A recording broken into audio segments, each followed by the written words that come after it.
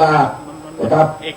ท่านเจ้าคุณพระสุธีวัชรบัณฑิตผู้ช่วยศาสตราจารย์ดร.อินทขีนนะครับ 10,000 บาทครับคณะสงฆ์คณะศรัทธาวัดศรีสุพรรณนะครับร่วมทำบุญ 4,250 บาทส่งที่กองอำนวยการแล้วตอนนี้นะครับสาธุนะครับพระครูประหลัดเฉลิมพลสิริสุวรรณโนคนข้าบ้าน 10,000 บาทพระครูประภัสสุตกิจนะครับหลวงพ่อก็คำตรง 10,000 บาทพระธิการประสงค์สิริจันโท 10,000 บาทพระครูสุวัฒน์ปัญญาโสภิตนะครับแสนเมืองมาหลวง 10,000 บาทนะครับครับนี่คือรายนามเจ้าคณะพระสังฆาธิการโดยเฉพาะในเขตอำเภอเมืองนะครับตั้งเป้าไว้จำนวนหลายล้านบาทครับแล้วก็ต้องกราบนมัสการฝากคุณงานความดีของท่านอาจารย์พระมหาวิษณุจารุธรรมโมไว้ครับทั้ง2 ครั้งครับครั้งแรกถ้าจำไม่ผิดก็ประมาณ 30,000 บาทครั้งที่2 100,000 บาทนะครับท่านได้ฝากคุณงานความดีเอาไว้นะครับครับและขณะนี้ก็ขอเรียนต้อนรับนะครับท่านนายอำเภอเชียงดาวท่านจิตรพลรัชตะเมธานนท์และท่านนายกกิ่งกาชาติเชียงดาวนะครับท่านรัฐพีพันธ์รัชตะเมธานนท์ท่านได้ร่วมทำบุญต้นพระป่าแล้วนะครับและก็ขออนุโมทนาบุญกับศรัทธาสาธุชนทุกคนทุกท่านวันนี้เป็นวันอัฐมีบูชาก็คือวันคล้ายวันถวายพระเพลิงพระพุทธสรีระของสมเด็จพระสัมมาสัมพุทธเจ้าช่วงแหลกเริ่มลมตกหลังจากที่เราวางศิลาฤกษ์ตรงนี้แล้วจะกราบนิมนต์คณะสงฆ์เดินนำคณะศรัทธาสาธุชนเดินตามให้เต็มถนนที่ปูลาดอันใหม่นี้นะครับได้เจริญบทอิติปิโสพุทธคุณธรรมคุณสังฆคุณและไปวางศิลาฤกษ์ต่อที่ธรรมกสถูปสถานที่แสดงพระปฐมเทศนานะครับซึ่งจะผ่านตรงบริเวณพุทธคยาสถานที่ตรัสรู้นะครับก็จะเป็นเรียงลำดับไปตามเส้นถนนใหญ่นี้นะครับก็ดูจะอลังการงานสร้างมากอาจารย์โอ้จะร่วมจะได้เนอะนะครับพี่น้องเอาฟังไปไหนก็นะครับอยู่ให้ครบนะฮะอยู่ให้ครบอยู่ให้จบนะครับแล้วจะได้บุญอย่างเต็มที่นะครับพระอาจารย์อ่านต่อนะครับที่เหลือแต่ยังบอกว่าต้นอาจารย์เนี่ยยังอีกเยอะเลยนะครับสีภูมิยังไม่ได้อ่านเรียนเชิญอาจารย์อ่านต่อบ้างนะครับผมอาจารย์เป็นหนังเป็น4 ด้านด้วยครับครับต่อนะครับของสีภูเขต 2พระครูเมธีสุตากรวัดผาป่อง 10,000 บาทพระครูโอภาสปัญญาคมวัดดับไพหลวงพ่อพระครูโอภาสปัญญาคมนี่รับผิดชอบ2 ส่วนส่วนที่เป็นอำเภอเมืองและอำเภอเสมิงนะหลวงพ่อนะน่าจะหลายหมื่นหลวงพ่อตอนนี้เป็นปฐม 10,000 ก่อนนะครับพระครูใบดีกากันตพงษ์จันตสโรวัดป่าพร้าวใน 10,000 บาทพระอธิการอินทรสุชาโตวัดปราสาท 10,000 บาท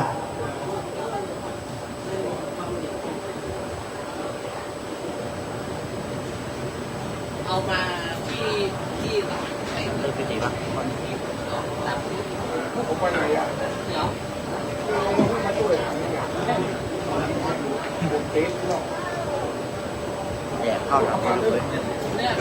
ดังนี้ขอรับกราบถวายยังกองงานเลขานุการนะครับพระเดชพระคุณหลวงพ่อ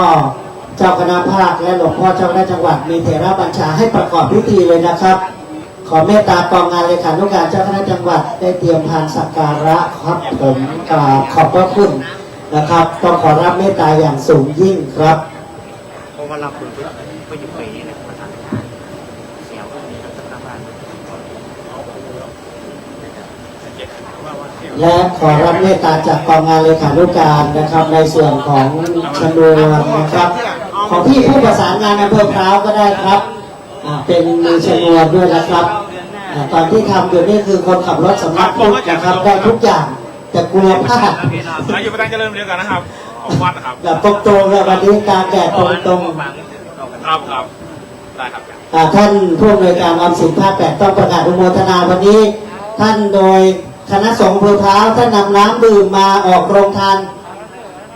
มาเปิดนะครับเปิดเองด้วยนะครับในซุ้มอาหารโรงทานต่างๆท่านครับท่านสุรเชษฐ์คำฟูนะครับท่านผู้บริการออมสินภาค 8เจียงใหม่นะครับน้ำ ขอบคุณคุณสักรพีสุภาประธานกลุ่มหนุ่มสาวจังหวัดเชียงใหม่นะครับ มันเอาอย่างไรก็ลงปอดขึ้นเอา ครับแล้วก็ท่านสุรเชษฐ์นะครับคำฟูผู้อำนวยการออมสินภาค8เชียงใหม่ร่วมทำบุญแหม 5,000 บาทนะครับสาธุสาธุนะครับ โอ้โหอุตส่าห์มาเฮ้นะนี่ผม กราบนมัสการพระเดชพระคุณพระธรรมเสนาบดี เจ้าวาดวัดพระธาตุดอยสุเทพราชวรวิหารเจ้าคณะภาค7ประธานสงฆ์ด้วยความเคารพอย่างยิ่งกราบนมัสการพระเดชพระคุณหลวงพ่อพระเทพมังคลาจารย์เจ้าคณะจังหวัดเชียงใหม่ ไปมากูประสงค์ พระสังฆาธิการด้วยความเคารพทุกรูปลำดับนี้กล่าวขออนุญาตเข้าสู่กำหนดการประกอบพิธีวางศิลาฤกษ์และทอดผ้าป่าสามัคคีสร้างสถานที่สังเวชนียสถานประสูตินั่นคือลุมพินีวัน และทำในกัสถูกสถานที่แสดงพระปฐมธรรมเทศนา ในลำดับนี้กล้าวขอรับเมตตาพระเดชพระคุณหลวงพ่อจุดธูปเทียนบูชาพระรัตนตรัยณมณฑลพิธี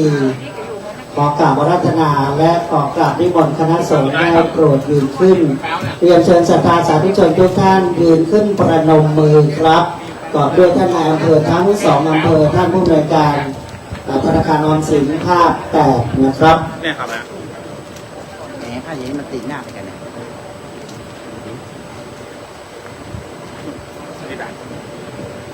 ว่าติด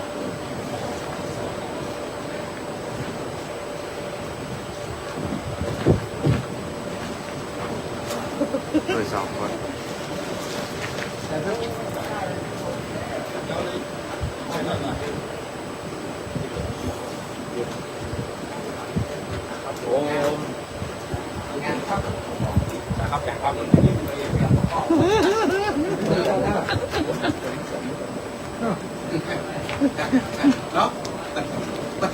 มัดจำไว้ก่อน ตอนนี้ทางประธานในพิธีนะก็เริ่มประกอบพิธีทางศาสนา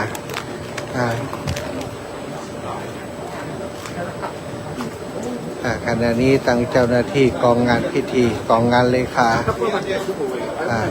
ก็ได้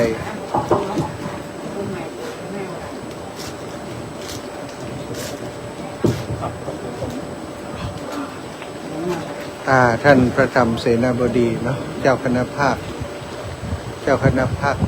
7ได้เป็นประธานในพิธี สัมมาสัมพุทโธภะคะวะพุทธังภะคะวันตังอภิวาเทมิสวากขาโตภะคะวะตาธัมโม ธัมมังนัมมัสสามิสุปฏิปันโนภะคะวะโตสาวกสังโฆสังฆังนะมามิธัมมยะพุทธัสสะภะคะวะโตปุปภะกะนะมะการังกะโรมะเสโมตัสสะภะคะวะโตอะระหะโตสัมมาสัมพุทธัสสะนะโมตัสสะภะคะวะโตอะระหะโตสัมมาตัสสะนะโมตัสสะภะคะวะโตอะระหะโตสัมมาพุทธัสสะ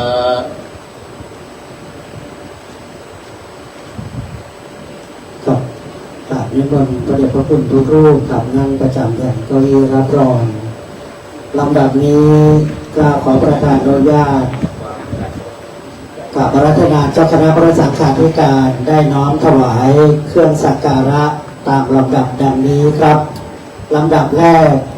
ขอรับเมตตากับอาราธนาพระเดชพระคุณหลวงพ่อพระเทพมังคลาจารย์เจ้าคณะจังหวัดเชียงใหม่ได้น้อมถวายสักการะแด่พระเดชพระคุณหลวงพ่อพระธรรมเสนาบดีเจ้าคณะภาค7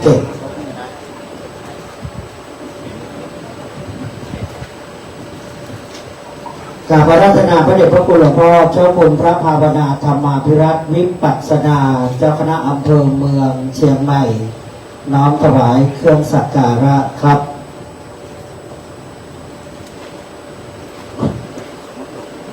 กราบอาราธนาพระเดชพระคุณหลวงพ่อ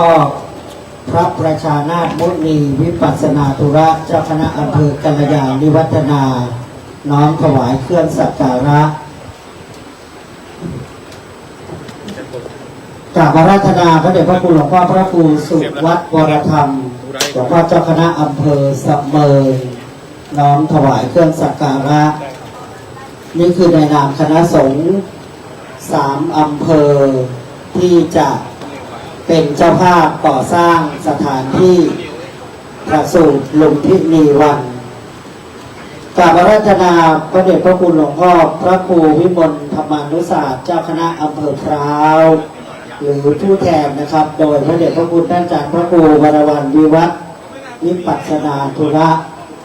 รองเจ้าคณะอำเภอพร้าวครับน้อมถวายเครื่องสักการะกราบอาราธนาพระเดชพระคุณหลวงพ่อพระครูโอภาสศิลวิบูลย์หลวงพ่อเจ้าคณะอำเภอเชียงดาวครับน้อมถวายเครื่องสักการะ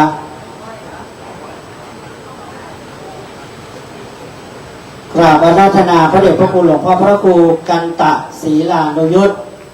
หลวงพ่อเจ้าคณะอำเภอเวียงแหงได้น้อมถวายเครื่องสักการะในนาม3 อำเภอนี้ประกอบไปด้วยอำเภอพร้าวเชียงดาวและเวียงแหงจะได้รับเป็นเจ้าภาพพร้อมคณะศรัทธาบาศกบาสิกาสร้างสังเวชนียสถานนั่นคือธรรมิกสถูปสถานที่ประถมพระธรรมเทศนาก็คือการแสดงพระธรรมเทศนากันแรกนะครับซึ่งจำลองมาจากเมืองพาราณสี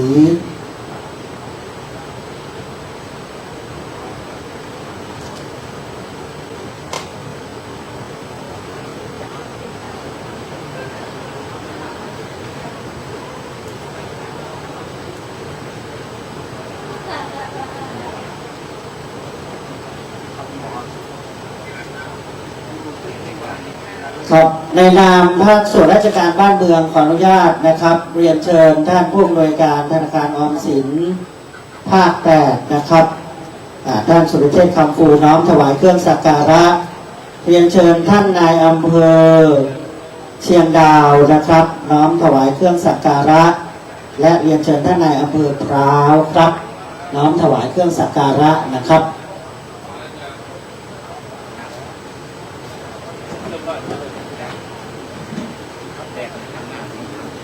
ซึ่งภาค8ในนามออมสินนั้นก็บริการนะครับดูแลเชียงใหม่ลำพูนแม่ฮ่องสอนเหมือนคณะสงฆ์ภาค7นะครับกำกับดูแลเชียงใหม่ลำพูนแม่ฮ่องสอนเรียนเชิญนะครับท่านพรณีเจริญวิวัฒน์วงศ์ท่านปลัดอาวุโสปฏิบัติหน้าที่แทนท่านนายอำเภอเวียงแหงด้วยครับผมเชิญครับฐานะบดีบาสิกาผู้งดงามลูกศิษย์หลวงพ่อพระครูกันตะศรีลานุยุทธหลวงพ่อองค์สำคัญของเวียงแหงนะครับหลวงพ่อจิ๋วรู้ของเราของคณะสงฆ์ทุกรูปนะครับ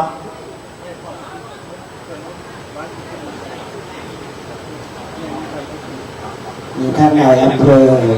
กฤษพลราชตะเมธานนท์ท่านนายอำเภอเชียงดาวครับได้กล่าวสักการะพระเดชพระคุณหลวงพ่อเจ้าคณะภาค7ท่านนายอำเภอพร้าวครับ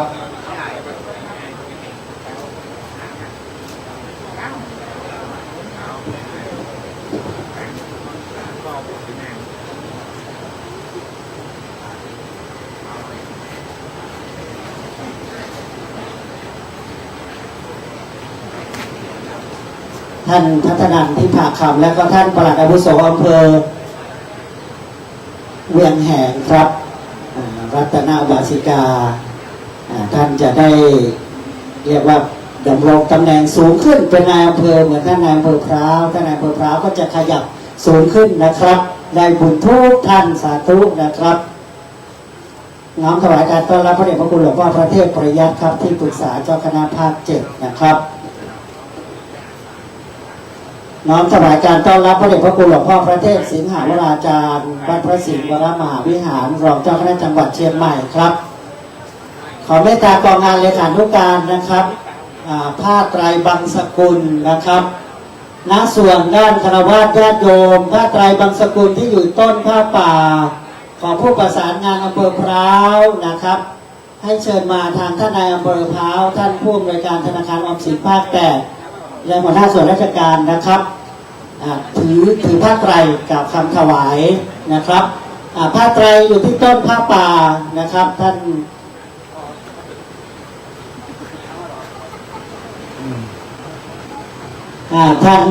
คุณที่กำลังศักดิ์ศรีนะครับ ได้ประคองให้กับทางผู้หลักผู้ใหญ่ข้าราชการบ้านเมืองนะครับได้ถือและท่านจะได้นำมาวางไว้ที่ต้นผ้าป่าด้านหน้า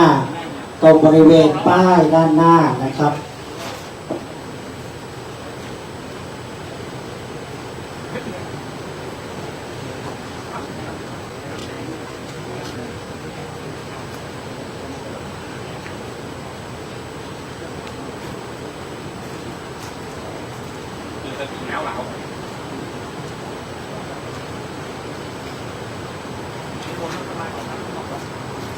ครับเอาผ้าไตรนะครับมาวางที่ต้นผ้าป่าด้วยนะครับผ้าไตรครับจากที่ไปเรียนเชิญทุกคนทุกท่านนะครับได้กล่าวคำถวายผ้าป่านะครับตั้งนะโม3 จบพร้อมๆกันแล้วก็ว่าตามพ่ออาจารย์นะครับนะโมตัสสะภะคะวะโตอะระหะโตสัมมาสัมพุทธัสสะนะโมตัสสะภะคะวะโตอะระหะโตสัมมาสัมพุทธัสสะนะโมตัสสะภะคะวะโตอะระหะโตสัมมาสัมพุทธัสสะอิมานิมะยังพันเตปังสกุระจีวรานิสัปปริวารานิภิกขุสังคัสสะโอโนชยามะสาธุโนพันเตภิกขุสังโฆอิมานิปังสกุระจีวรานิสัปปริวารานิปฏิคันหาตุอัมหากังทีครตังหิตายะสุขายะ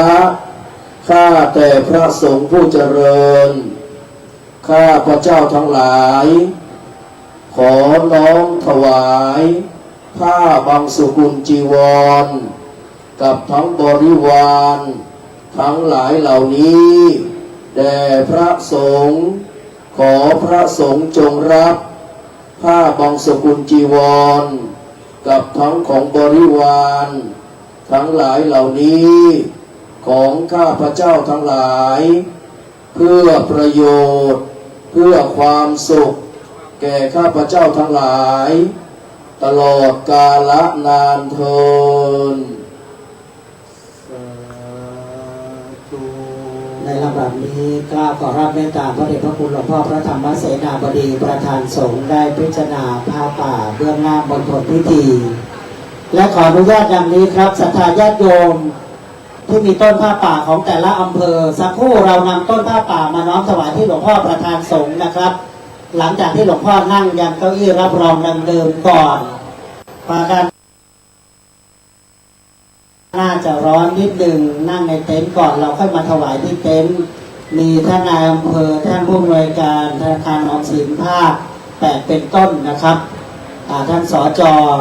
ต้นผ้าป่าเดี๋ยวเรามาน้อมถวายและต้นผ้าป่าของแต่ละอำเภอที่เป็นสัดส่วนของแต่ละอำเภอนำกลับมานับในส่วนของอำเภอตนเองนะครับ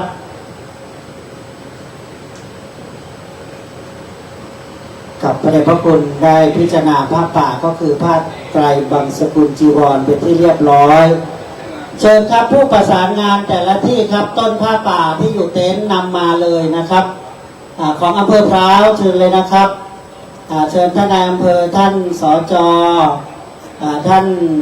ประธานชมรมกำนันผู้ใหญ่บ้านนะครับท่านสุรเชษฐ์คำฟูด้วยนะครับท่านผู้อำนวยการธนาคารออมสินมาประเคนพร้อมกันยกมาเลยนะครับของอำเภอเมืองท่านมีต้นที่ปักแล้วแต่อำเภอเมืองนี่ต้องยกทั้งหีบสมบัติเลยนะครับตอนนี้นับจากต้นเข้าหีบเรียบร้อยแล้วนะครับ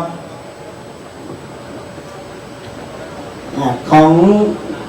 เชิญเลยนะครับท่านปวโสเชียงดาวท่านปวโสแต่อำเภอมาด้วยกันครับเดินไกลไม่ได้บุญครับของออมสินยกมาเลยนะครับอำเภอพร้าวยกมาเลยให้ท่านผู้อำนวยการออมสินประเคนแล้วก็ค่อยนับอันนี้คือข้อสั่งการของท่านดร.วรวรรณวิวัฒน์ครับก็ผมไม่ให้ประกาศเองนะครับท่านจะได้กลับไปนับนะครับ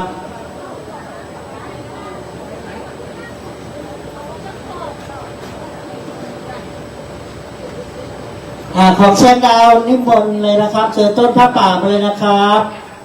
มาถวายก่อนครับผมโดยของท่านของธนาคารออมสินด้วยนะครับประกาศประชาสัมพันธ์ครับอนุโมทนาบุญคุณพรเทพคุณสุภาวดีวานิชพดุงธรรมร้านสหจักรยานเชียงรายมาไกลนะครับร่วมบุญกับพุทธมณฑลเชียงใหม่ในพิธีวางศิลาฤกษ์ 3,000 บาทนะครับสาธุนะครับกราบลงไปในหีบด้วยนะขอรับ 3,000 บาท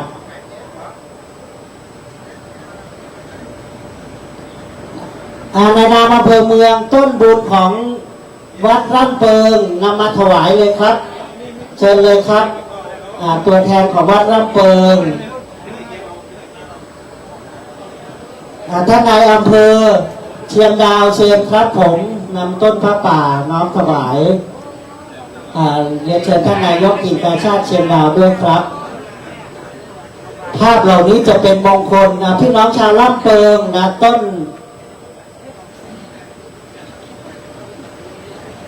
ในนามอำเภอเมืองต้นที่อยู่ด้านข้างประลังพิธีพี่ช้างประสานงานด่วนเชิญต้นของอำเภอเมืองนะครับ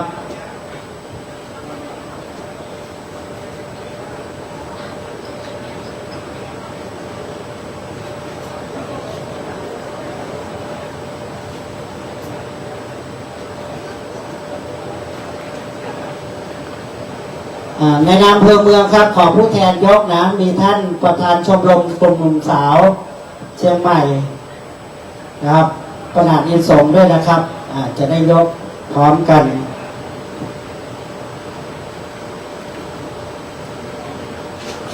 ขอประชาสัมพันธ์สร้างความเข้าใจดังนี้นะครับเพราะว่าเราถวายเราจะได้รับพรเสร็จแล้วเรานำกลับไปตรวจนับนะครับของแต่ละอำเภอแต่ละต้นครับทุกบาททุกสตางค์สร้างพุทธมณฑลด้วยกันนะครับแต่อาจจะแยกส่วนในแต่ละสังเวชนียสถาน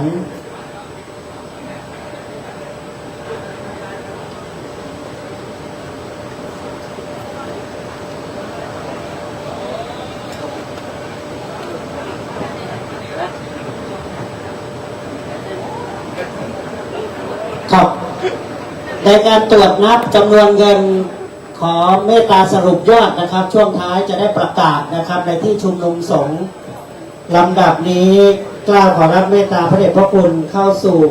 การประกอบพิธีวางศิลาฤกษ์และพระสงฆ์ที่ได้เตรียมไว้9รูปในมณฑลพิธีแห่งนี้จะได้เจริญชยมงคลคาถาขอกราบพระเดชพระคุณหลวงพ่อเจ้าคณะภาคครับหลวงพ่อเจ้าคณะจังหวัดหลวงพ่อที่ปรึกษา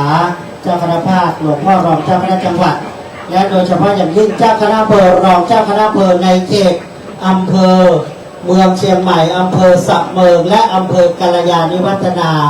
ซึ่งเป็นมณฑลพิธีก่อสร้างสถานที่ประสูติลุมพินีวันเรียนเชิญท่านนายอำเภอครับท่านปลัดอาวุโสท่านผู้อำนวยการธนาคารออมสินครับภาค8ครับท่านสจครับทุกท่านเมื่อมาประเคนเมื่อสักครู่แล้วเรามายืนด้านหลังหลวงพ่อนะครับร้อนนิดนึงไม่เป็นไรครับความอดทนเป็นบารมีอย่างยิ่งนะครับ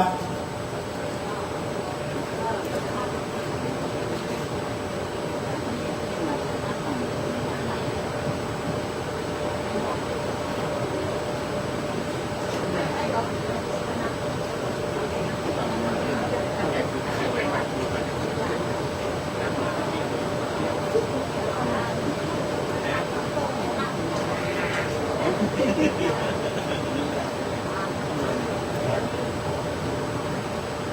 รับเรียนเชิญทุกท่านได้ตั้งจิตอธิษฐานให้เป็นมั่นคงในสถานที่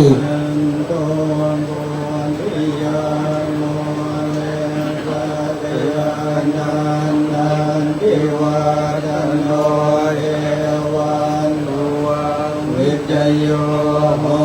นิจยาสุจยมังคะเลอะปะลังจิตตปันลังเกสีเสปัตตมิโภคะเลอะภิเสเกสะภะพุทธานังมังคัมปันโตปะโมนันติสุนังการตังสุมังคลังสุปปัตตังสุโหติตังสุขันโนสุโมโหโตจะสุยิตังพระมจาริสุปตาทินังกายกรรมังวาจากรรมังวาดานินังวานาดินามโนกรรมังเต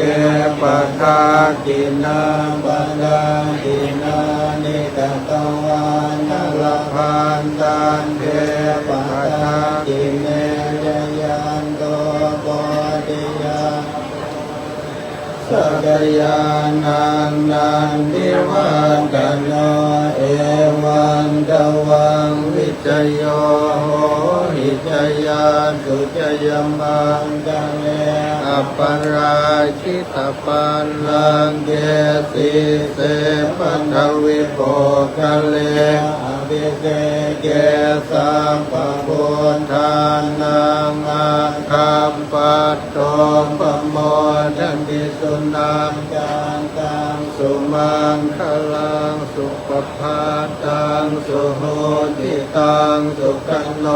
สุโมโหโตจะสุเยตังพระมจาริสุปทาทินังกายกรรมังวาจากรรมังปทาทินังปทาทินังมโนกรรมังปเนกิเตปทากินังปทากินานิกัตตวาตันเทปทากิเนยยันโตโพธิยาโมเลสักยานังนันติวันอโนเอวังสุวังวิจโยโหวิจยาสุจยทะเลอัปปราชิตปันลังเกสีเสปัทวิโภทะเล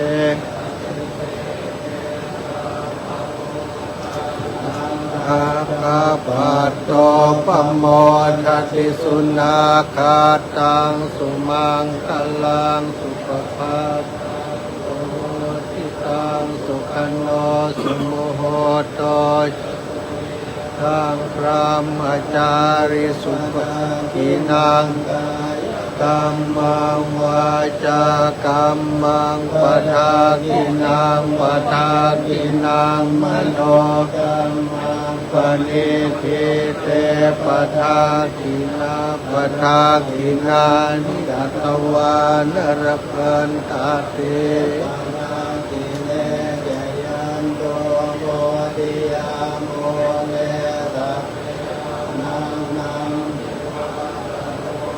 เอวังตวังดิจโยโหหิจยาสุจยมังคะเลอัปปราชิตปันลังเกสีเสปัทวิโภคะเลอภิเสเกสัพพะพุทธานังอังคัมปันโตปะโมทันติสุนังการตังสุมังสุปปัตตังสุโหติตังสุขันโนสุโมโหโตจะสุยิทังพระมจาริสุปทากินังกายกรรมังวาจากรรมังปทากินังปทากินังมโนกรรมังปณิปิเตปทากินั นาปะกาตินานิกตวานรพันตเตปะทานติเนจยันโตโพธิยามูเลสักยานังนันดิวาตโนเอวังตวังวิจโยโหหิจยาสุจยมังอปาลาชิตาปัลลังเกสีเสปัจวิโกกะเวอภิเสเกสัมภพุทธานังอาคาปะโตปัมโมนาติสุนัขขัตตังสุมังคลังสุปปาตังสุโหติตังสุขันโนสุโมโหโตจะสุจิตังพรหมจาริสุปทากินังกายกรรมังวาจากรรมังปะทากินังปะทากินังมโนกรรมังปะเนทิเตปะทากินาปะทากินานิกตวานรพันตเตปะทากิเนยันโตโพธิยามูเลสัพยานันนันดิวัฒโนเอวังตวังวิจโยโหหิจยาสุจยมังคะเลอปาราชิตาบัลลังเกสีเสปัทวิโภคะเล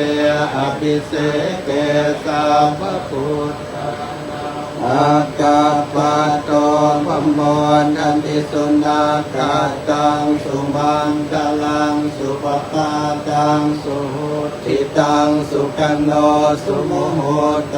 จะสุเยตังพรหมจาริสุปทากินังกายกรรมังวาจากรรมังปะทากินังปะทากินังมโน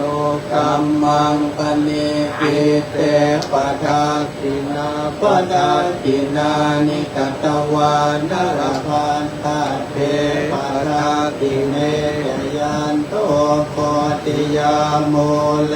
สัพยานังนันทิวะธโนเอวันตวังวิจโยโหหิจยาสุชยมังคะเลอปาลาชิตาปัลลังเกสีเสปัจวิโภคะเลอภิเสเกสัมภพุทธานังอันตัมปัตโตปโมนติสุนัขขัตตังสุมังคลังสุปปาตังสุโห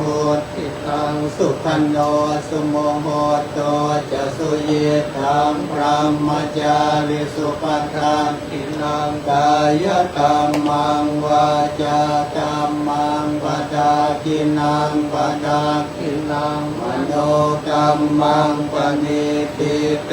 ปะทากินาปะทากินานิกตวานรพันตเตปะทากิเนจยันโตโพธิยาสักยานังนัน สบายดี ไปสวนดอกมาค่ะ ไปไงหยัง ไปส่งหมอนาค่ะมาถึงค่ะ เลอปัลลาชิตาปัลลัง ว่าจะโทรหาอยู่ เสปัจวิโภคะเลอภิเสเกสัมภพุทธ เจ้า อาจารย์ปะโตปโมนดติสุนาขัตตังสุมังคลัง ไม่ได้แวะอันห่างมา สุโห นี่พอดี สุขันโนสุโมโหโตจะสุเยตังพรหมจาริสุปทากินังกายกรรมังวาจากรรมังปะทากินังปะทากินังมโนกรรมังปะเนกิเตปะทากินังปะทากินานิกตวานรพันตเตปะทากิเนสัพเพบุตตาปาราปัตตาปัจเจกาจะยังบารังอรหันตานันจะเตเตนะพระกัปปัฏฐามิสัพพะโส สาธุสาธุสาธุ ครับพระเดชพระคุณหลวงพ่อเจ้าคณะภาค7 ได้เมตตานำพาพระสงฆ์เจ้าคณะพระสังฆาธิการประกอบพิธีวางศิลาฤกษ์ให้เป็นสถานที่มั่นคงก่อสร้างลุมพินีวัน แห่งพุทธมณฑลเชียงใหม่อำเภอดอยหล่อแห่งนี้ และได้เจริญพรให้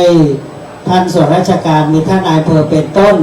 ท่านนายอำเภอทุกท่านส่วนราชการผู้ใหญ่ทุกท่านอย่าเพิ่งกลับนะครับอยู่ณตรงนี้ก่อนจะได้เป็นผู้แทนศรัทธาญาติโยมถวายทายธรรมนะครับท่านกลับไปเดี๋ยวท่านกลับมาอีกรอบนะครับท่านยืนรอแป๊บหนึ่งให้คณะสงฆ์นั่งประจำอาสน์นะครับท่านได้โปรยข้าวตอกดอกไม้นะแผ่นศิลาฤกษ์เรียบร้อยแล้วลำดับนี้ขอเรียนเชิญครับท่านนายอำเภอเชียงดาวท่านนายอำเภอพร้าวท่านปลัดอาวุโสนะครับอำเภอเวียงแหงท่านผู้อำนวยการธนาคารออมสินภาค 8ท่านร้อยตำรวจโทนครปัญญาทิพย์ครับนายกเทศมนตรีตำบลเวียงพร้าวนะครับเรามาพร้อมกันก่อนนะครับแล้วค่อยน้อมประเคนนะครับทายธรรมเบื้องหน้าองค์หลวงพ่อพระธรรมเสนาบดีเชิญอาจารย์จรูนนะครับด้านหน้านะครับที่วางศิลาฤกษ์เมื่อสักครู่นะเป็นผู้แทนศรัทธาญาติโยมทุกคนนะครับน้อมถวายแด่หลวงพ่อประธานสงฆ์ตอนนี้เชิญครับท่านนายอำเภอครับทุกท่านเลยนะครับอยู่ใกล้ชิดกันเลยนะครับใกล้ชิดด้วยสะพานบุญพุทธมณฑลแห่งนี้จะสำเร็จเพราะญาติโยมนะครับคณะสงฆ์เป็นผู้นำทางเป็นบุญญาเขตญาติโยมเป็นกำลังหลักฝากท่านนายอำเภอทุกอำเภอจัดผ้าป่าทุกสัปดาห์นะครับยอดพระป่าอำเภอเชียงดาวตอนนี้ 34,880 บาท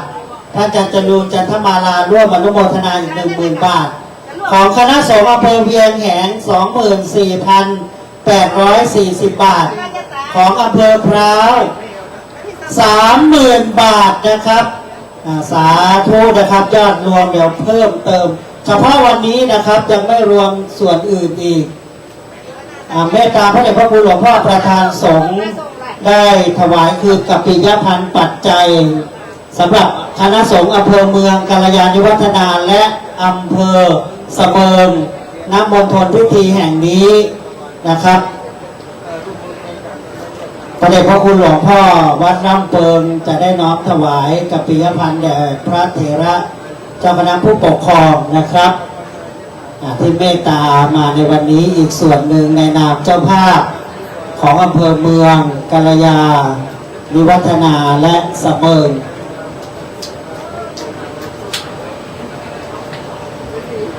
ของอำเภอเป็นจำนวนรวมนะครับ94,720 บาทครับท่านอาจารย์พระครูด็อกเตอร์ครับ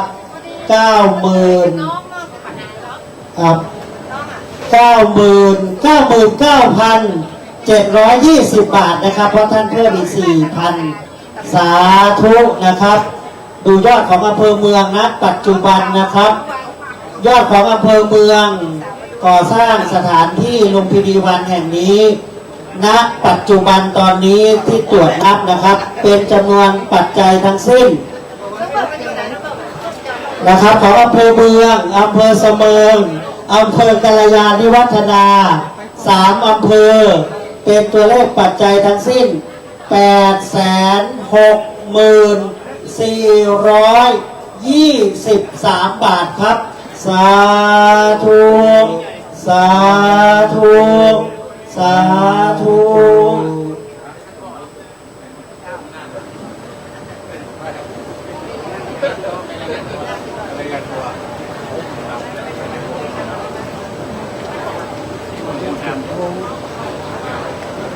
พระเดชพระคุณหลวงพ่อพระธรรมเสนาบดีเจ้าอาวาสวัดพระธาตุดอยสุเทพราชวรวิหารเจ้าคณะภาค 7เมตตาร่วมสมทบนะครับให้ครบในจำนวนเป็น1 ล้านบาทนะครับ1 ล้านบาทของกราบขอบพระคุณ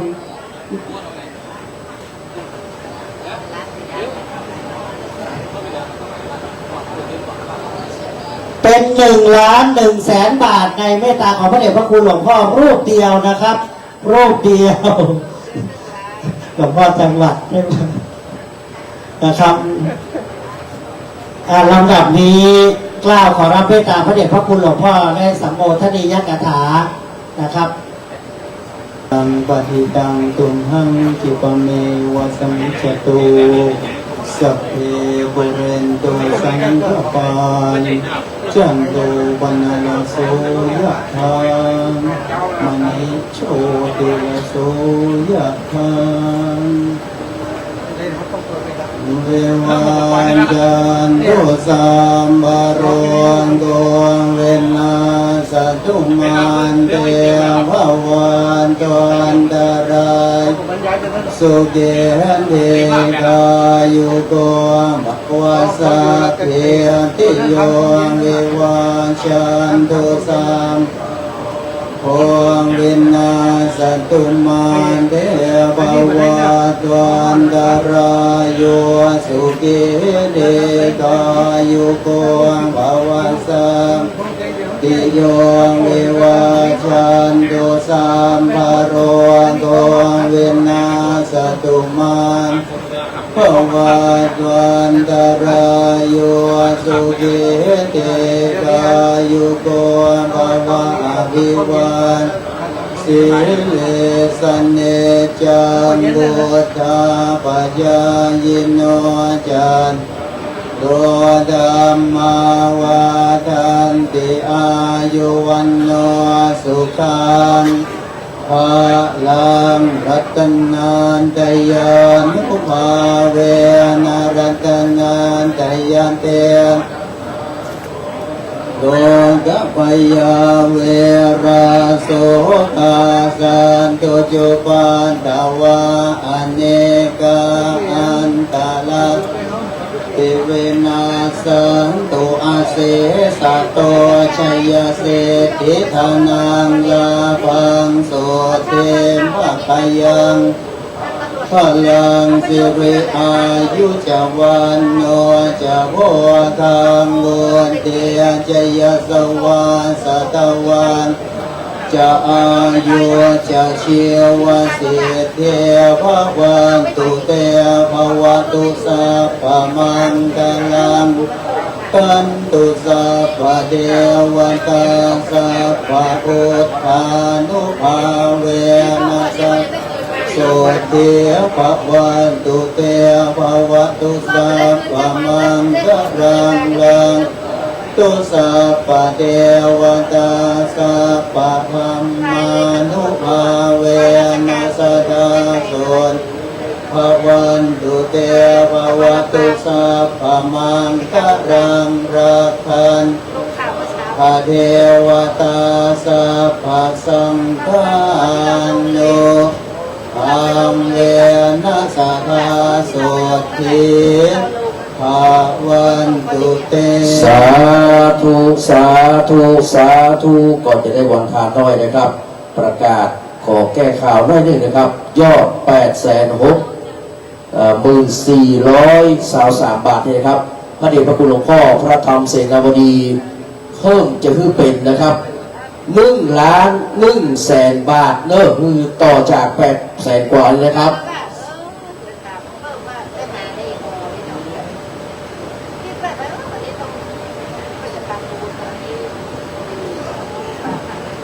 กับพระเดชพระคุณหลวงพ่อพระเทพปริยัตินะครับถวายนะครับสร้างลุมพินีแอมนะครับปัจจัยอยู่ในซองนะครับกับบุญถวายขึ้นเรียบร้อยกับหลวงพ่อพระเทพสิงหาวราจารย์ดร.รองเจ้าคณะจังหวัดเชียงใหม่วัดพระสิงห์กับพระราชรัชบุรีนะครับรองเจ้าคณะจังหวัดเชียงใหม่วัดสวนดอกถวายทั้งหมดนะครับกราบนมัสการขอบพระคุณเป็นอย่างยิ่งนะครับเอาต่อไปวันทานน้อยนะครับพระสงฆ์เถรานุเถระทั้งหลายอันมีนะครับพระเดชพระคุณพระเทพปริยัติที่ปรึกษาเจ้าคณะจังหวัดเชียงใหม่เจ้าวัดเจ็ดยอดพระรามหลวงเป็นต้นนะครับวันตามิพันเต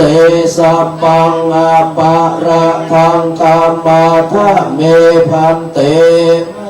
กตังปุญญังสามินาอนุโมเตตาพังสามินากตังไมหังคาทพังสา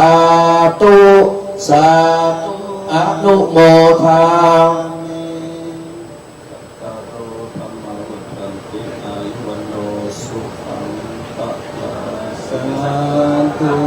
สาธุครับพระเดชพระคุณหลวงพ่อพระครูวัดพระบาทอุดมหลวงพ่อเจ้าคณะอำเภอฝางนะครับพระครูสุจิตานุรักษ์ถวายปัจจัยกัปปิยพันธ์สักครู่คืนให้กับกองทุน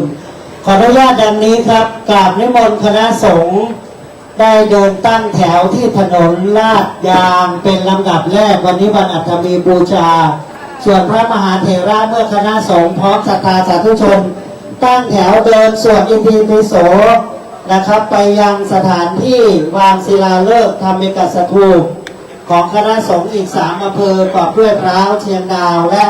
เวียงแหงนะครับหลังจากนำโดยพระเดชพระคุณหลวงพ่อพระธรรมเสนาบดีจะได้นั่งรถไปสถานที่ประกอบพิธีนะครับในเมตตาของพระเดชพระคุณหลวงพ่อรองอำเภอพร้าวประกาศจิตอารมณ์ของหลวงพ่อรองอำเภอพร้าวหลวงพ่อพระครูไก่หลวงพ่อพระครูวรวรรณวิวัฒน์ตั้งเป้าไว้9 ล้านนะครับแต่หลวงพ่อพระครูไก่แต่อำเภอพร้าวหลวงพ่อพระครูวรวรรณวิวัฒน์พร้อมคณะตอนนี้ได้95,000นะหลวงพ่อนะเหลืออีก8 ล้านกว่านะหลวงพ่อนะ53อำเภอตั้งเป้าสถานที่นั้นตามมูลค่าการก่อสร้างขอกราบดังนี้ครับขอเมตตาพระสงฆ์องค์เนรเดินแถวนะครับที่เดินไหวนะครับในพระมหาเถระก็นั่งรถตามไปหลังจากที่พระสงฆ์สามเณรเดินแล้วก็ญาติโยมนำโดยท่านนายอำเภอท่านนายกอินทราชาติท่านผู้บริการธนาคารออมสินภาค8ท่านสจสทสอบตทุกภาคส่วนเดินนะครับให้งามเต็มถนนถือว่าได้เหยียบผืนธรณีแห่งนี้โดยคณะสงฆ์มากกว่า500 รูปในวันอัฐมีบูชาวันคล้ายวันถวายพระเพลิงพระพุทธสรีระแห่งองค์พระสัมมาสัมพุทธเจ้าหลังจากนั้นแม่จางหลวงพ่อพระธรรมเสนาบดีเจ้าคณะภาคและหลวงพ่อพระเทพบางปราการเจ้าคณะจังหวัดจะไปเป็นประธานวางศิลาฤกษ์ญาติโยมถวายพระเพลิงให้ท่านเป็นก่อน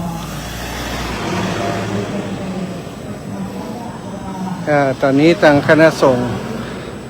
พระมหาเถระครูบาอาจารย์นะก็จะเดินเท้าไปยังสถานที่ที่จะทำเป็นสถูปนะสถูป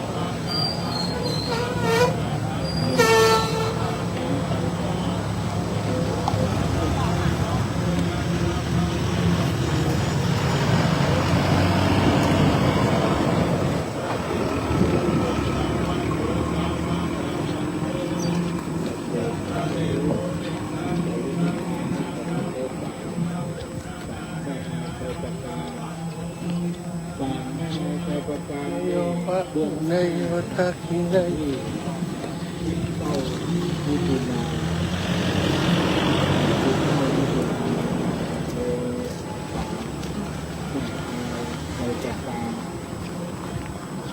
สายศรัทธาที่เขาลดมาแล้วก็จอดทางข้างรถตู้ตามที่ไปเติมตามเร็วบนก็ถึงคิวมาทีไปเติมคนเนาะครูบาอาจารย์นักการพระสงฆ์นี่วันนี้ก็300ก็นะพระสงฆ์ครูบาอาจารย์ตามกระบอกมันรถส่วนออกพุทธกว้างพุทธเข้ามาเพ่ก่อนเลยต้นเบอร์โน้ก็จะลวดไปพื้นนะเดี๋ยวรถโบผู้สูงอายุสวต้องหลายเพื่อจะล่วงหน้ามาก่อนส่วนคนที่คนหนุ่มคนกำลังดีเพื่อจะเตียวมาพระสงฆ์ครูบาอาจารย์พระเจ้าพระนายเพื่อจะเตียวมาจะได้เข้ามีโดรนเนาะเอาโดนตอนคนเตียวมาเนี่ยมันจะคึโมไดปะหูดังหน้านี่เป็นสีเหลืองห่ำเตียวมาศรัทธากับหนุ่มชุดขาวนี่โชเฟอร์พอรถคอนเนอร์ครูบาอาจารย์เพิ่นเตียวมาละเดี๋ยวรอโคศกประจำเพิ่นก่อนเอารถไปฮับมาก่อนมาดีกันรถเครื่องใครมีรถเครื่องไปฮับนานอินสมมากำบอกไปเตียวมาโดยเพิ่นมาแล้วกันเพราะนานอินสมครูบาอาจารย์เพิ่นเตียวมาแล้วสวดไปโดยเนาะนิมนต์ด้วยมาสวดเพิ่นเตียวมาเพิ่นสวดโดยนั่นน่ะ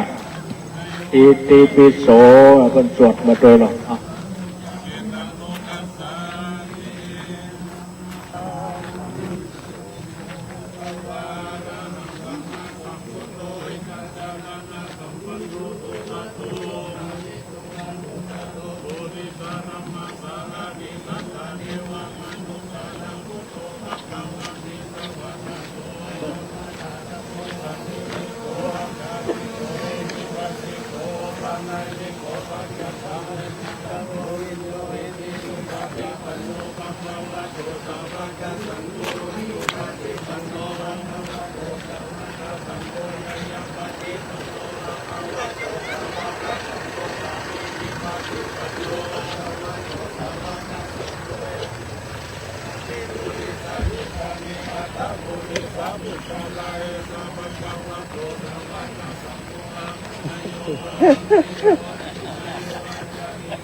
เร็วมาก่อน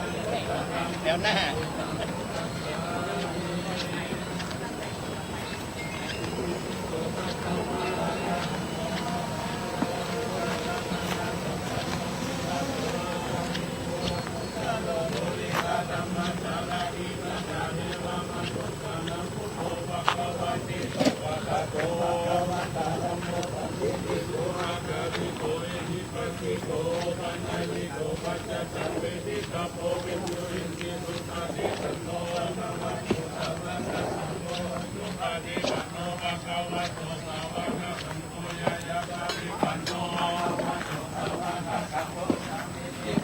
สันโนภะคะวะโตสาวกสังโฆปุริสายุคานิอาคาปุริสาภุคาลายสัพพะคะวะโตสาวกสังโฆอาหุนโยทัจจินโยอัญชลิกาลนิโยนุกาลังอุญญเกตังโลกัสสันติ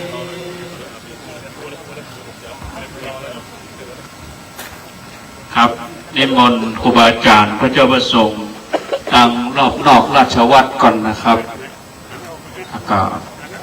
ส่วนพระสงฆ์ที่จะเจริญพุทธมนต์กับนิมนต์ที่เก้าอี้นะครับจำนวน9 รูปครับอันนิมนต์นะครับอันนิมนต์รอบราชวัตรเลยนะครับทุกรูปเลยครับ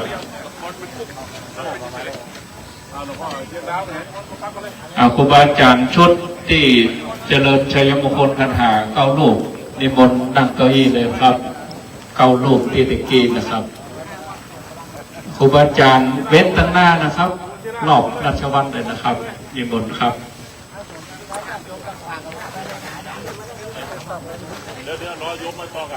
พระสงฆ์นิมนต์ฟังเทศนะครับฝั่งซ้ายในงดเลยครับญาติโยมอยู่ฝั่งขวานิมนต์ครูบาอาจารย์ฝั่งซ้ายนิมนต์นะครับพระมหาเถระในเขตราชวัตรนี่นะครับญาติโยมอยู่ด้านทางใต้เนอครูบาอาจารย์นิมนต์ด้านทางเหนือนี่นะครับ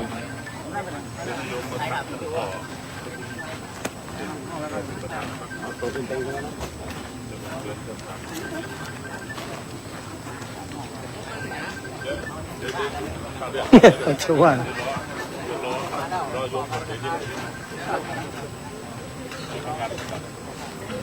นิมนต์ครูบาอาจารย์ที่ร่วมกันชัยยันโตนะครับเจริญชัยมงคลคาถานิมนต์เรื่องเมื่อเดินมาถึงแล้วก็ขอนิมนต์มานั่งที่ใน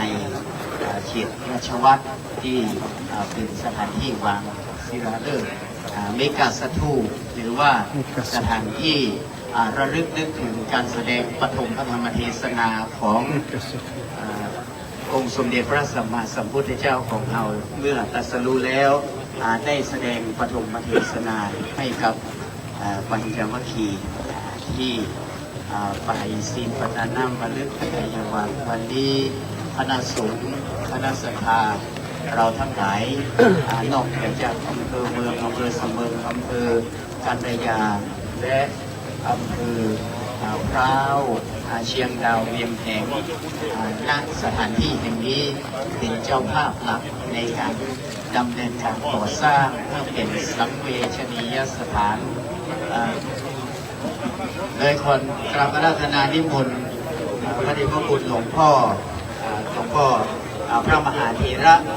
ประกอบด้วยหลวงพ่อพระเทพปริยัติที่ปรึกษาเจ้าคณะข้าเจ็ดวัด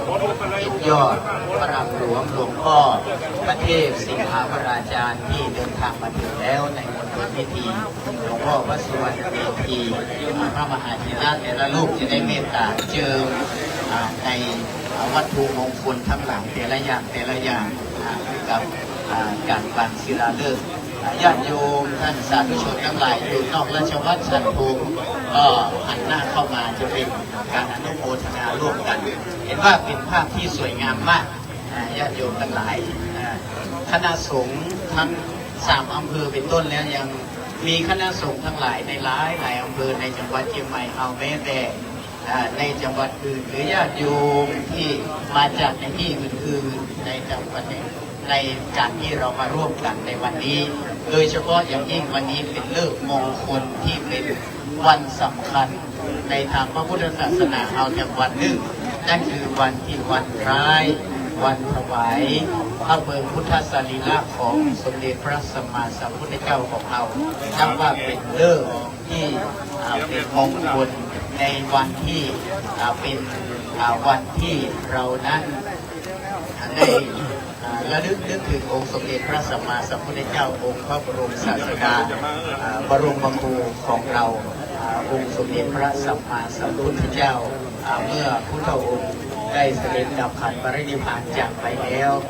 การนี้เรามาทำสังเวชนียสถานที่ระลึกนึกถึงองค์สมเด็จพระสัมมาสัมพุทธเจ้าของเราก็นับเป็นบุญญาตินิยาของ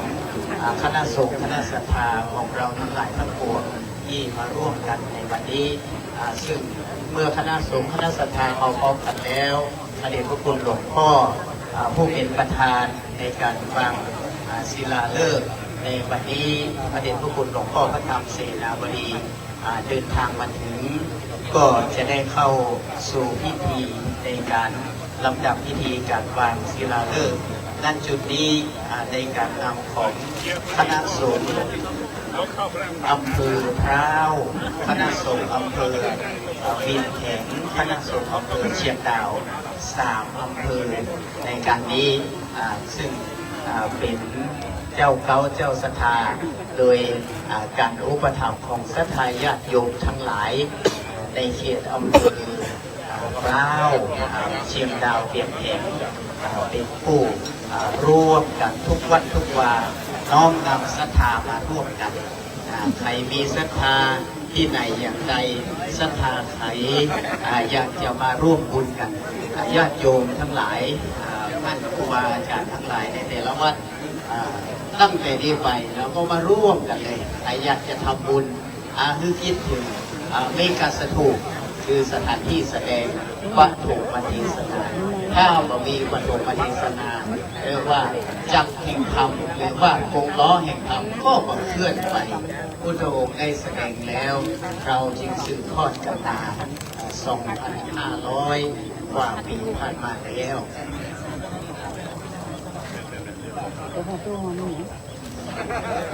ขอถวายความเคารพพระเดชพระคุณพ่อพระเดชปริยัติที่ปรึกษาเจ้าคณะภาค7ที่เคารพวันนี้หลวงพ่อในฐานะเป็นนอนเนื้อคนเมืองเป้าจะได้เป็นประธานร่วมกับพี่น้องเมืองเป้าเวียงแข็งแล้วก็เชียงดาว3 อำเภอในโอกาสนี้วันนี้พี่น้องเวียงแข็งไก่สุดพี่น้องเชียงดาวและพี่น้องเมืองเป้าปากันมานักหลายโดยได้รับเมตตาจากพระสงฆ์พระเจ้าครูบาอาจารย์ทุกอำเภอแล้วก็พี่น้องแต่ละอำเภอที่มาร่วมกันในโอกาสนี้เรียนเชิญท่านนายอำเภอทั้ง3 อำเภอก่อนในฐานะผู้รับภาระธุระในการสร้างที่แสดงธรรมของพระพุทธเจ้าในครั้งนี้เรียนเชิญท่านนายอำเภอท่านสจ.ท่านประธานอาวุโสแล้วก็พวกกำนันท่านนายกทั้ง3 อำเภอที่มาวันนี้ได้มาเป็นประธานในการตอกรับมงคลก่อนที่พระมหาเถระจะเดินทางมาถึงในการที่เรียนเชิญเนอทั้ง3 อำเภอหลังจากที่ผู้นำท้องถิ่นท้องที่จากนี้ไปจะเป็นผู้รับภาระธุระอันมีท่านนายอำเภอเชียงดาวท่านนายอำเภอพร้าวท่านประหลัดอาวุโสเป็นตัวแทนของพี่น้องเวียงแข็งตอกรับแล้วจะได้ชื่อสถานที่นี้มั่นคงเพราะอำเภอเฮา3 อำเภอนี้ยังมีการที่จะมีการตกลงกันเพื่อว่าเราจะทำอย่างไรที่จะได้มาซึ่งงบประมาณจนสำเร็จในครั้งนี้ต้องอาศัยผู้นำทั้ง3 อำเภอเป็นภาระธุระในการช่วยเหลือพ่อกำนันท่านนายกแล้วก็ท่านนายอำเภอท่านประหลัดอาวุโสจะได้ตอบรับเพื่อความมั่นคงก่อนจากนั้นเป็นผู้มีเกียรติของเราก็คือท่านสุเชษฐ์คำภูท่านผู้ในการออมสินภาค8จะได้วางมิตรมงคลหลังจากนั้นแล้วพระเดชพระคุณหลวงพ่อท่านเป็นนอนเนื้อพี่น้องเมืองเป้าจะได้วางมิตรมงคลเงินทองหน้าแล้วก็หลวงพ่อพระธรรมเสนาบดีพระเทพมังคลาจารย์หลวงพ่อเจ้าคณะจังหวัดจะได้เป็นผู้วางแผนทีละเริ่มเป็นลำดับไปเพราะฉะนั้นในช่วงนี้การก่อสร้างจะมั่นคงถาวรก็ต้องอาศัยศรัทธาญาติโยมทั้งหลายทุกคนทั้ง3 อำเภอเฮาจะต้องร่วมแรงร่วมใจที่จะสร้างถาวรวัตถุเพื่อก่อเกิดซึ่งสัญลักษณ์แห่งการสร้างงานความดีสืบต่อไปในโอกาสนี้เรียนเชิญท่านประหลัดอาวุโสตัวแทนพี่น้องเวียงแข็งพวกกำนันท่านนายกเวียงแข็ง1 วัดท่านนายอำเภอเชียงดาวพวกกำนันท่านนายกท่านสจ1 วัดของอำเภอเชียงดาวเมืองเป้ามีท่านนายอำเภอเป้าท่านสจท่านนายกและก็พวกกำนันบัวหลวง1 วัดในการมาวางที่เลิกวันนี้ได้ตอกรับมงคล1 วัดเพื่อความมั่นคงถาวรจากนั้นแล้วจะได้เรียนเชิญท่านสุเชษฐ์คำภูท่านผู้ในการออมสินภาค8ได้วางอิฐเกิดทองหน้าชุดแรกต่อจากนั้นแล้วจะเป็นในส่วนของพระมหาเถระที่ได้เมตตาต่อการวางที่เลิกของเราในครั้งนี้ทางมีพระเดชพระคุณหลวงพ่อพระเทพปริยัติ ที่ปรึกษาเจ้าคณะภาคเจ็ดวัดเจ็ดยอดท่าลังหลวงนอนเนื้อคณะสงฆ์หลวงอำเภอเป้าจะได้เป็นประธานวางแผ่นอิฐมงคลเงินทองหน้าหลวงพ่อพระเดชสิงห์วราจารย์หลวงพ่อพระเดชสิงห์พระเทพมังคลาจารย์จะได้วางอิฐเงินทองหน้าเพื่อความเป็นมังคลมงคลแก่คณะสงฆ์3 อำเภอในก่อสร้างจากนี้ไปแล้วก็สุดท้ายเป็นพระคุณหลวงพ่อพระธรรมเสนาบดีหลวงพ่อเจ้าคณะภาคเจ็ดจะได้วางแผ่นมงคลในการวางเสียเลิกในครั้งนี้เพราะนั้นในโอกาสนี้ก็ขอกราบขอบพระคุณคณะสงฆ์3 อำเภอคณะสงฆ์อำเภอเมืองเสมิงกระยาคณะสงฆ์อำเภอแม่วางคณะสงฆ์อำเภอเรนล่อตลอดถึงคณะสงฆ์หลายอำเภอนะครับที่ได้เมตตาในวันนี้เพราะนั้นเราจะตอกอิฐตอกรับซึ่งเป็นไม้มงคลถึงรถก็เด้อเป็นเรียงจะที่ตัวเรียบร้อยมงคลเรียงทางในมือเปล่าครั้งหนึ่ง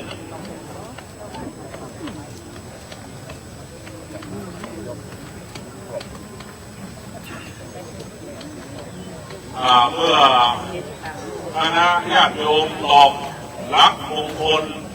ไม้มงคลที่เป็นปฐมฤกษ์ในการก่อสร้างสถานที่แสดงธรรมหรือเจ้าหน้าสถานที่พุทธมณฑลแห่งนี้แล้ว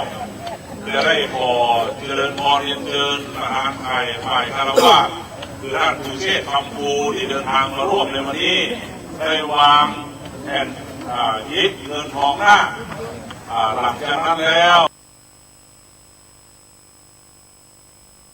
จะได้กราบนิมนต์พระมหาเถระอันมีพระเดชพระคุณหลวงพ่อพระเทพปริยัติพระเดชพระคุณหลวงพ่อพระเทพมังคลาจารย์พระเดชพระคุณหลวงพ่อพระเทพสิงห์วราจารย์แล้วก็พระเดชพระคุณท่านอาจารย์เจ้าคุณอาจารย์พระราชบุรีวัดสวนทองพระอารามหลวงและพระเดชพระคุณหลวงพ่อ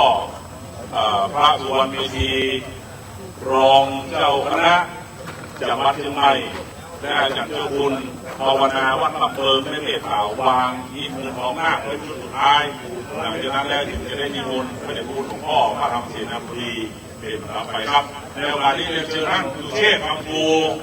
ท่านผู้บริการออมสินภาค8ของคณะออมสิน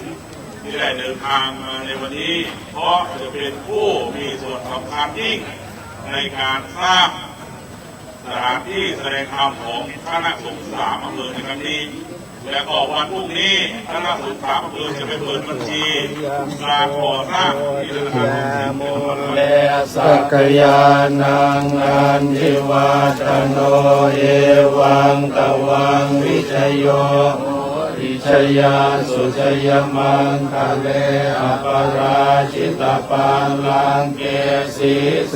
ปะวิโกคะเลอภิเสเกสะปะโพธานังอาคาปะโตปะโมทันติสุนังกาตังสุมังคลังสุปปาตังสุโหติตังสุขโนสุโมโหโตจะสุยิทังพระมจาริสุปทากินังกายกรรมังวาจากรรมังปทากินังปทากินังมโนกรรมังปเนติเตปทากินาปทากินานิกัตวานรปันตาเตปทากิเนชยันโต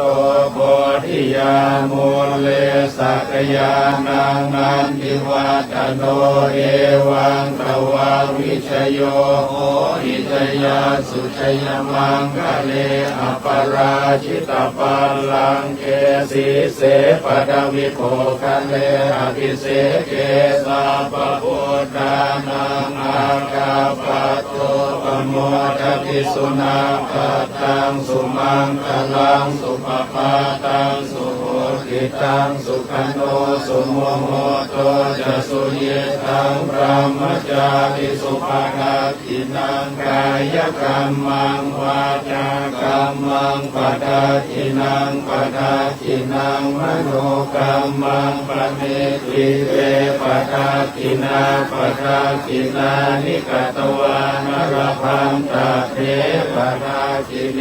จยันโตโพธิยามุลเลสักยานังนันทิวัตโนเอวังตวังวิชโยโหหิจยาสุจยมังคะเลอปราชิตปาลังเกสีเสปัลวิโภคะเลอภิเศษเกสัพพโพ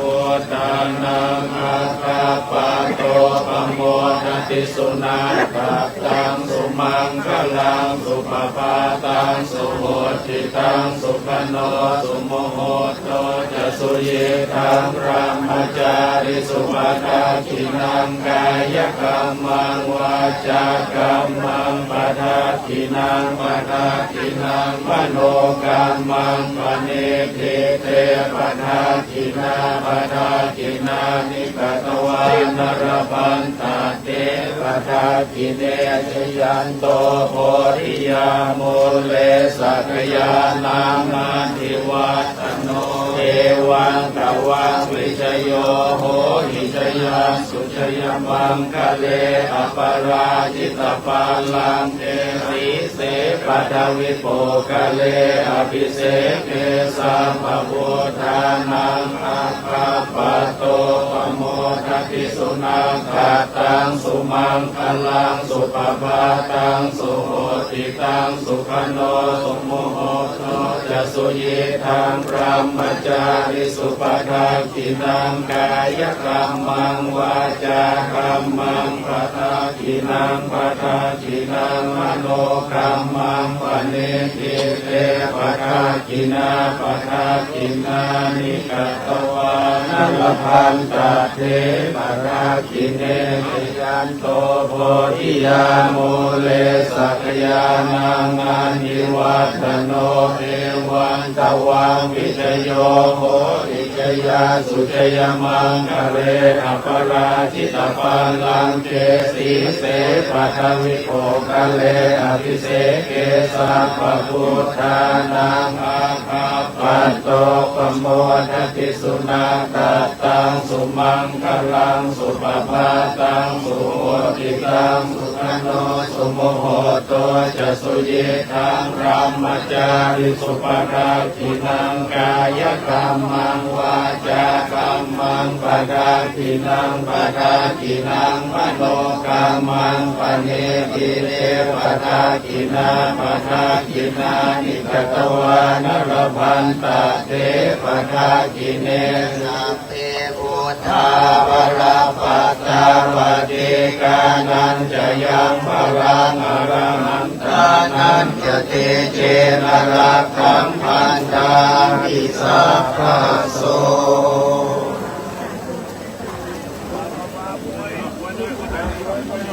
ครับขณะนี้พระเดชพระคุณหลวงพ่อพระธรรมเสนาบดีเจ้าวาดวัดพระธาตุดอยสุเทพราชวรวิหารเจ้าคณะภาค7ได้วางแผ่นศิลาฤกษ์มหามงคลในสถานที่ก่อสร้างทำเป็นการสถูปสังเวชนียสถานน้อมรำลึกปางประถมเทศนาธรรมจักรกับวัฒนสูตรที่ป่าอิสิปัตนบริคัทายวันแขวงเมืองกาฬนาสีประพงน้ำพระพุทธมนต์และหลวงพ่อจะได้เดินทางกลับนะครับเพื่อถนอมทานขันสุขภาพให้หลวงพ่อกล่าวในนามคณะสงฆ์มีพระเดชพระคุณหลวงพ่อพระเทพมังคลาจารย์เจ้าคณะจังหวัดเชียงใหม่เป็นต้นเป็นประธานพร้อมคณะสงฆ์ทั้ง25อำเภอกราบขอบพระคุณในเมตตาพระเดชพระคุณหลวงพ่อเจ้าคณะว่าเป็นอย่างสูงในลำดับนี้ท่านนายอำเภอ3อำเภอพร้อมคณะสงฆ์นิมนต์ถ่ายรูปหน้าป้ายมีหลวงพ่อผู้เป็นรองเจ้าคณะอำเภอทั้ง2อำเภอ3อำเภอหลวงพ่อรองทั้ง3อำเภอรองเท้า2รอง หลวงพ่อเจ้าคณะตำบลน้ำแพร่ตำบลหลายตำบลตำบลเวียงนิมนต์นะครับ และก็อย่าลืมนะครับนายอำเภอเข้าน้ำเข้าแรงมีเน้อหลวงพ่อเจ้าคณะอำเภอเชียงดาวนำโรงการมาออกโรงการก๋วยเตี๋ยวอำเภอพร้าวก๋วยเตี๋ยวอำเภอพร้าวและก็น้ำเย็นๆนะครับ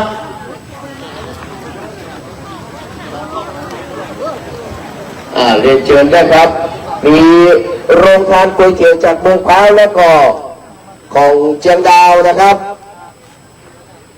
แล้วก็น้ำของอมสินนะครับถ้าพอเอามาเองเลยนะครับกับเรียนเชิญนะเอาบันทึกภาพนะครับให้ผู้ช่างกล้องครับไอ้สีมูลเนาะอาจารย์สีมูลนะครับกล้องนะครับเข้ามาบันทึกเนอะอันนี้เป็นบุญใหญ่บุญหลวงนะครับของหมู่เฮาท่านทั้งหลายเนอะครับหลวงพ่อรองครับนิมนต์ครับครับหลวงพ่อกลางครับหลวงพ่อรองครับครับนิมนต์ครับนิมนต์ครับหลวงพ่อไม่แวนหลวงพ่อที่ไหนกันหลายที่นะครับนิมนต์เนอะครับนิมนต์ครับแล้วก็เรียนเชิญนะพ่อกำนันมาให้มา